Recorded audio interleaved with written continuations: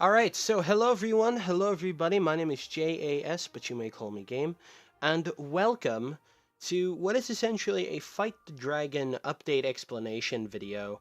And the reason why I'm doing this is because for a good long while I haven't done Fight the Dragon videos, and since the game tends to regularly update every 1 to 2 weeks, I missed a lot of updates. So what I'm going to do is I'm going to go over the 4 updates that recently happened that I essentially did not do a video for, which are update numbers 26, 32, 33, and 34. I don't know why there's 26, then 32.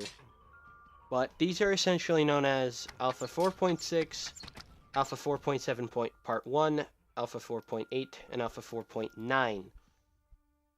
So with all that said, let's get started with Alpha 4.6. So the first thing that was added was events and actions, which include allowing you to connect game logic on a variety of different objects to events in the adventures. And there's events, receivers, and actions. Events are actions, usually player-driven, that can happen in your adventure, like entering a trigger or killing an enemy. When an event is triggered, it will process all the actions that are assigned to that event. Receivers are objects in the world that can process actions, and each receiver can have a number of actions. An example of a receiver might be a light source, which has 3 actions: turn on, turn off, and toggle. Actions are the final part of the process. An action will cause something to happen, like spawning an enemy, hiding an NPC, or breaking an object. To help walk you through this system, there's a little video, and this is basically their first iteration. So next is the local adventure gallery. So it allows you to essentially use the gallery search function for essentially local maps. So it's actually quite interesting. The next is destructible walls, which is actually quite interesting. You see, I did episode 18, which is essentially after this, and I didn't really go through any of these updates before going in. So the fact that, and I didn't even know about the destructible walls, so I thought it was part of the map. So now I know that it's actually something that was implemented into the game. So it is actually quite interesting. So it will basically be shrunk to its ground level after taking several hits from a player. So it actually is quite cool. So I do like that. And another thing is they did blocked adventure pop-ups. Now, when you view adventure details for one of the adventures, if the adventure is blocked, they'll pop up a message explaining. And the reason they're doing that is they're working on a system where the reason for your adventure being blocked will be stored in our adventure database and shown to you in the dialog box so you know why. And it's to create some curation tools that some selected members of the community will be able to use to help us curate the massive amount of adventures they have and are expected to get. So it is quite cool, honestly. So a few improvements, fixes, and some very new things have been added, so it is quite cool. It's a very good first one. And the next one, Alpha 4.7.1, now with 100% more spiders.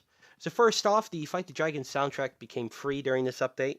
You also have new enemies, spiders, which are a ranged enemy that can shoot web to slow you down, move very quickly, and lunge to attack you from a distance. So it is actually quite cool. They've also added fire elementals and lightning elementals. Fire elementals shoot quick fire blasts at you while calling down fireballs, which cause splash damage. Lightning elementals shock you from a distance, making it easier for other enemies to attack you with impunity. So that is quite interesting. Now, Loot Shrine actually ended up being implemented on a per-character basis, but they had to essentially reset the progress. So that's pretty nuts. But they've also increased the size of the stash to 28, so that's good. So, additionally, what has been implemented is a new treasure chest. It's basically a very special chest you'll be seeing in episode 18.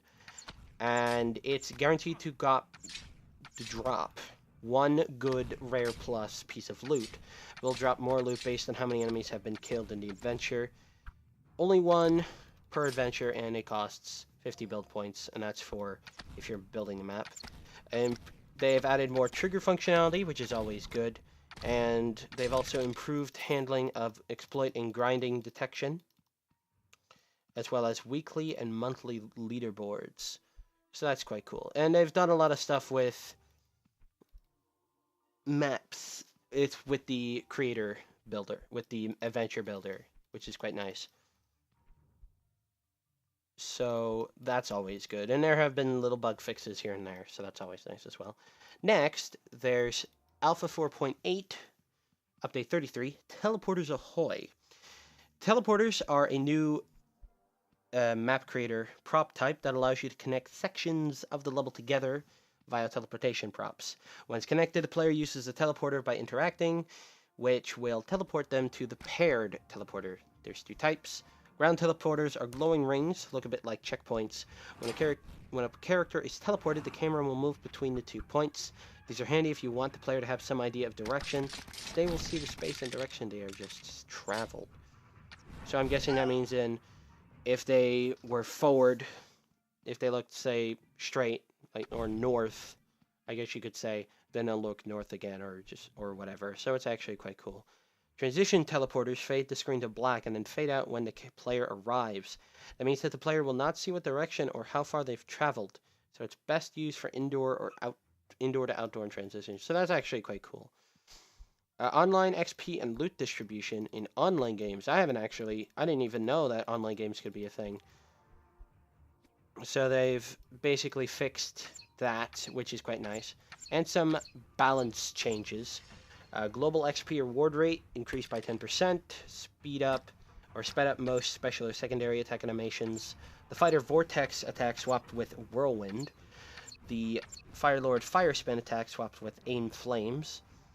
Ice Wizard's Ice Spin swapped with Aimed Ice. Mage's reduced range of Mage's first special attack by 25%. Rogue's electrical attack. He has an electrical attack. Well, it now lasts an extra second and electrocutes enemies, locking them in place. Each arrow that hits from the crossbow secondary attack does 20% less damage. Damn. Increased damage and knockback of attacks while berserking, and added some health regen. Hatchets now have a larger travel range to approximately 30% more damage and have more knockback. There's new content to the adventure creator, as well as this. Shurikens are now droppable for rogues. They drop at level 7 and on. 35 new weapon visuals, new teleporter props, added on respawn and awarded life events to checkpoints for the teleporters. 50 new props for the map creators, added mud and blood decals, so that's pretty interesting. And blood decals will switch to mud if the players turn them off. There have been some changes and improvements and some more bug fixes. And now for the last thing, Alpha 4.9, or Update 34, Campaigns Rules. So a campaign is a series of 2 to 5 adventures that are downloaded as a set by the player. So it's essentially like an adventure after an adventure after an adventure. So in order to do it, you need to do the following. Create 2 to 5 adventures. Then select Create a Campaign from the campaign menu. You'll need to give it at least a name to begin with. Fill in the campaign details. Campaign has an overall difficulty and description. Add the adventures you made to the campaign with the Add Adventure button. Once an adventure has been added, you can modify the order with the arrow buttons. Once you're happy with the setup, you need to load each of the adventures and publish it as you normally would. You should see the campaign name from the publish screen. Because it's part of a campaign, the adventure won't be visible from the regular gallery. Finally, you'll need to publish the campaign from the campaign screen. Once it's done, your campaign should be visible from the new campaign tab in the gallery. And only unpublished adventures can be added, so that's pretty interesting. It's very similar to playing a standard adventure with a few differences. Campaigns are placed on your map with the new campaign tab in the gallery. Each campaign saves progress if you complete part 1 and then quit. You can come back and replay any previously complete adventures or continue from the next unfinished one. So that's actually quite cool in case I want to, say, do each part in videos. If I say I want to do an entire campaign, but in different parts, so that's always cool. And I can choose to go directly to the next level in the campaign from the game over screen.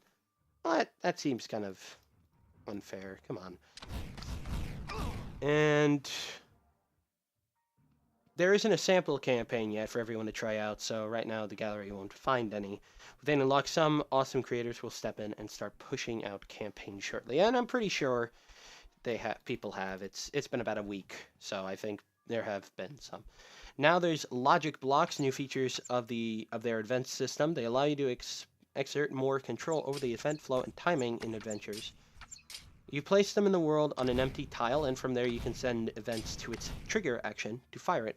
A logic block has two main settings, all or any. When using all, the logic block will wait for all of the inputs that are set up to go to its trigger action to fire before it fires its own events. Use this when you want to fire events after players completed a set of tasks. When using any, a logic block will fire its events when it receives any input, which could save you some time when setting up complex event sequences. And they allow you to delay events if a delay has been set once its conditions have been met. With all or any, it will fire the events after waiting the set time. So that's pretty cool. Next, there's some changes to water, lava, mud, and poison. The ability to raise and lower non-standard tiles, which are water, lava, mud, and poison, but with a small difference compared to normal raising and lowering. When you lower one of the tiles, it will raise/lower all neighboring contiguous tiles of the same type. This will allow you to make raised pools, something which wasn't possible beforehand. Teleporter changes have been modified, and then additionally, the brigands are the first human enemy, which basically act like a skeleton and sit somewhere between a skeleton and orc difficulty-wise. There's male and female versions, so this way you can have some control on what they look like.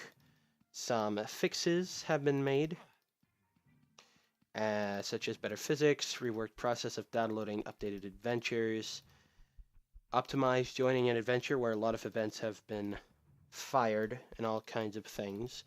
Oh, added adventure difficulty setting to the end of adventure screen, so that's quite cool as well.